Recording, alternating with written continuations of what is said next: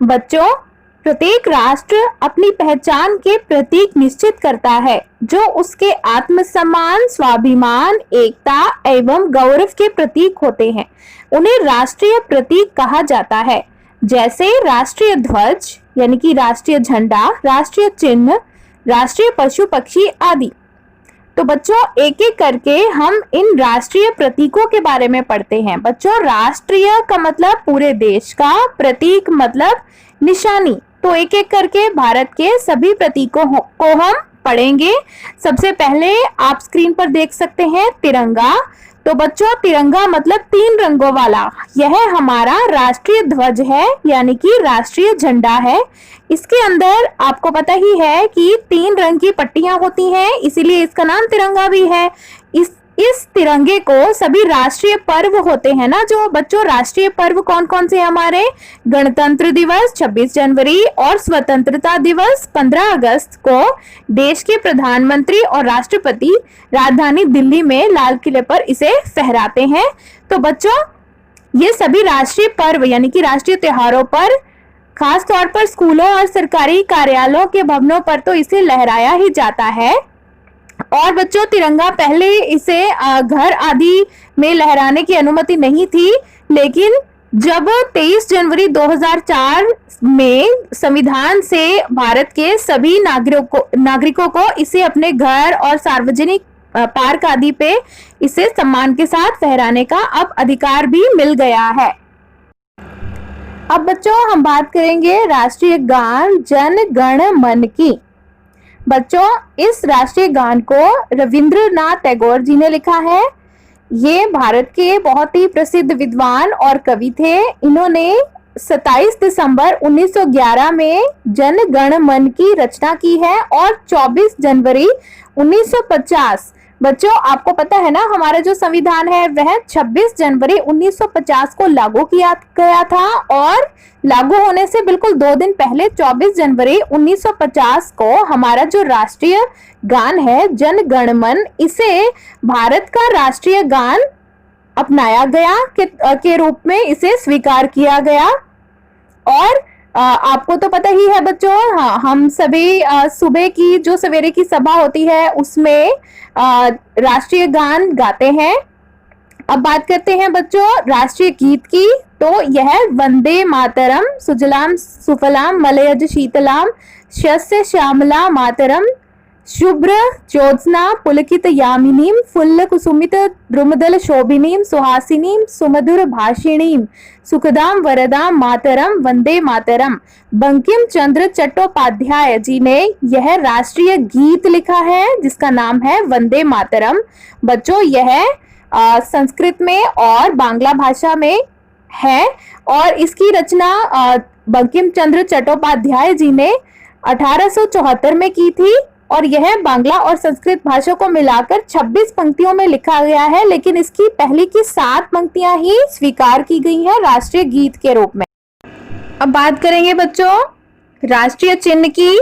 तो अब चित्र आप देख सकते हैं जिसमें कि आपको 3 शेर दिखाई दे रहे हैं, सिंह दिखाई दे रहे हैं, लेकिन वास्तव में ये 4 सिंह हैं, 4 शेर हैं। तो बच्चों, यह वास्तव में आप ये जो आप देख सकते हैं ये वास्तव में एक स्तंभ था जिसे सम्राट अशोक ने बनाया था। उन्होंने एक स्तंभ बनाया था, उस स्तंभ के ऊपर इसे रखा गया था। ये जो 4 सिंह हैं, तो ये 4 सिंहों में आप ये बीच में देख सकते हैं कि एक तरफ घोड़ा भी बना हुआ है, नीचे इनके पैरों पर आप देख सकते हैं, और एक तरफ बैल भी है, और बीच में जो चक्र है उसे ही अशोक चक्र के नाम से जाना जाता है। यही अशोक चक्र बच्चों हमारे तिरंगे झंडे में भी इस्तेमाल हुआ है।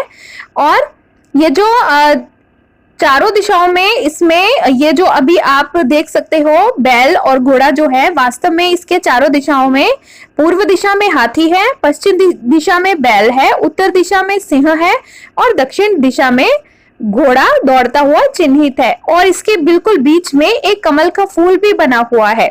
बच्चों, इसके नीचे सत्यमेव जयते भी लिखा हुआ है, जिसका अर्थ होता है कि हमेशा सत्य की ही जीत होती है। बच्चों अब ये जो चित्र आप देख रहे हो यह हमारी राष्ट्रीय मुद्रा है जिसका नाम है रुपया, और उसकी निशानी जो है, इसका जो चिन्ह जो है वह 15 जुलाई 2010 को इसे मान्यता मिली है और इसे प्रोफेसर उदय कुमार जी ने तैयार किया है। इसका जो डिजाइन है, इसकी खास बात ये है कि इसमें देवनागरी लिपि का जो र है वो भी है और उसके साथ ही अंग्रेजी में जो आर होता है वो बगैर डंडे के दोनों की छवि मिलती है। इसके जो रुपया है उसका जो चिन्ह होता था पहले वो INR के रूप में लिखा जाता था, या RS मतलब रुपीज, या RE मतलब 1 रुपए को कहा जाता था। लेकिन अब जो रुपए की जो चिन्ह बन गया है वो यही R जो आप देख सकते हो, र जो है अब यही है। और यह दुनिया की 25वीं ऐसी मुद्रा है जिसे उसके चिन्ह से पहचाना जाएगा। अब आगे बात करेंगे हम राष्ट्रपिता की। तो बच्चों हमारे जो राष्ट्रपिता हैं वे हैं गांधी जी।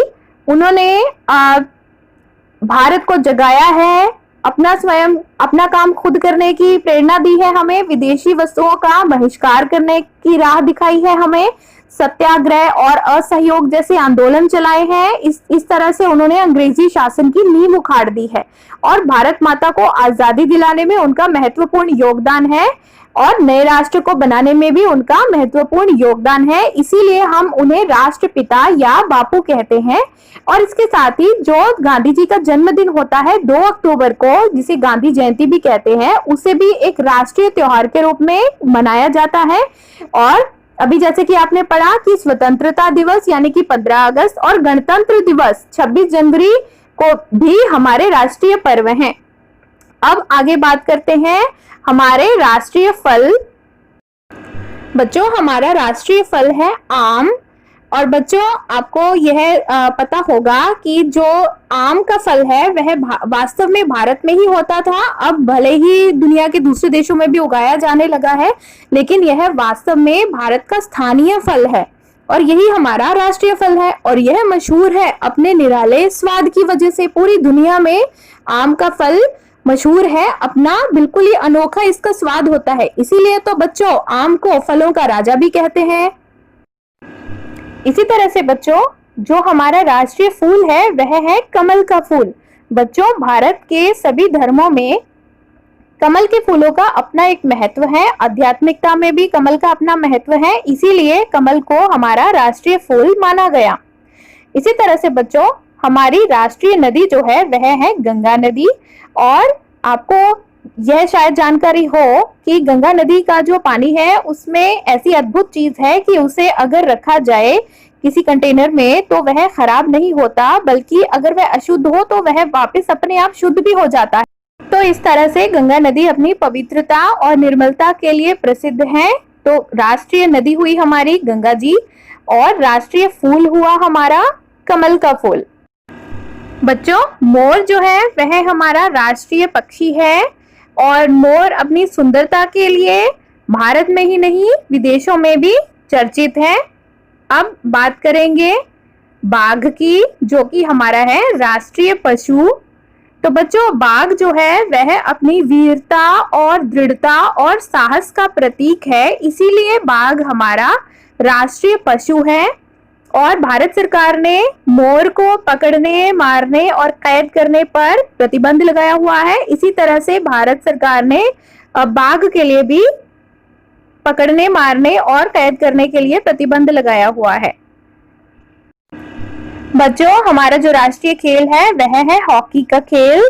और ऐसा माना जाता है कि हॉकी की जो शुरुआत है वह भारत में ही हुई और यही हमारा राष्ट्रीय खेल है। हमने इसमें 6 स्वर्ण पदक ओलंपिक में भी जीते हुए हैं। और बच्चों यह हमारा राष्ट्रीय खेल है। अब बात करते हैं हम राष्ट्रीय वृक्ष की, यानी कि राष्ट्रीय पेड़ की। तो वह है बरगद का पेड़। बच्चों इस वृक्ष की जो टहनियां हैं वह तने से लिपट लिपट कर उसे और मजबूत कर देती हैं और यही वृक्ष हमें अपनी संस्कृति और विरासत से जुड़े रहने का संदेश देता है। तो हमारा राष्ट्रीय वृक्ष है बरगद का पेड़। अब बच्चों हमारा राष्ट्रीय कैलेंडर रहता है, उसे अब एक बार सीख लेते हैं। बच्चों ये जो हमारा राष्ट्रीय कैलेंडर है, पंचांग जो है हमारा, वो है शक संवत इसे 22 मार्च 1957 को अपनाया गया था। इससे पहले भारत में ईसा संवत कैलेंडर का उपयोग होता था। बच्चों, ईसा कैलेंडर जो कि जनवरी फरवरी वाला है, लेकिन ये जो शक संवत वाला है ये चैत्र वैशाख वाला है। और इसमें भी पूरे एक वर्ष में 365 दिन ही होते हैं और 12 देसी महीने होते हैं। चैत्र से लेके फागुन तक होते हैं और चैत्र की जो पहली तिथि है उसी को देसी साल का जो आरंभ माना जाता है उससे शुरुआत होती है। यह जो कैलेंडर है इसको दूसरे जो ग्रेगोरियन कैलेंडर वही जनवरी फरवरी वाला उसके साथ में मिलान करके ही दोनों का मिक्स कैलेंडर बनाया जाता है। तो बच्चों, अब हमने सभी राष्ट्रीय चिन्ह पढ़ लिए हैं और आशा करती हूँ आपको अच्छे से समझ में आ गए होंगे।